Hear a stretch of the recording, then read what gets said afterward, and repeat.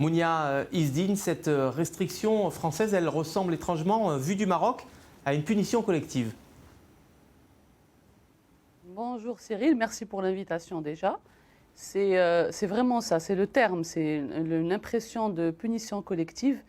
Et il y a aussi un grand sentiment d'injustice, d'humiliation et même d'amertume et de défiance qui est en train de se développer par l'élite marocaine quant à la France, sachant que cette élite est majoritairement francophone et francophile.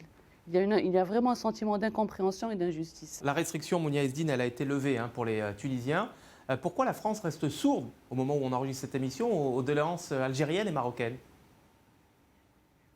Alors écoutez, ce que disent les officiels français, c'est que la Tunisie a décidé de se montrer plus coopérative quant disons, à la délivrance des laissez-passer consulaires, ce qui n'est toujours pas le cas du Maroc. Moi, je vous parle en tant que Marocaine aussi, en tant que journaliste. Ce qu'on constate sur le terrain, c'est que le Maroc s'est toujours montré très coopératif quant au jugulement de l'immigration clandestine. Après, si on prend juste les chiffres de l'année 2021, il y a eu 3301, si je ne m'abuse, obligations de quitter le territoire qui ont touché des citoyens, des ressortissants marocains. C'est vrai qu'il y a eu seulement 2% qui ont été effectivement refoulés au Maroc et peut-être 138 laissez-passer qui ont été délivrés.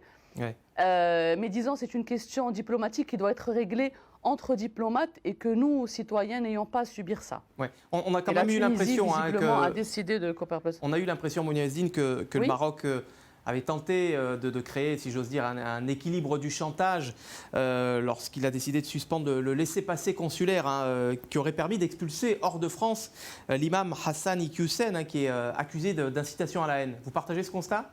Je n'utiliserai pas le terme de chantage.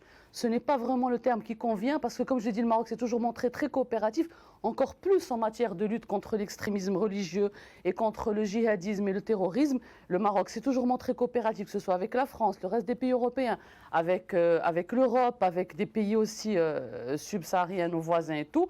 Ce n'est pas le terme de chantage. Je dirais que le Maroc, il recherche véritablement une équité dans le traitement. Oui. Ici au Maroc, on a toujours l'impression que la France, elle a une vision toujours un peu néocoloniale du pays et les Marocains n'apprécient pas. Ça n'est pas juste le gouvernement. Je parle aussi de l'opinion publique.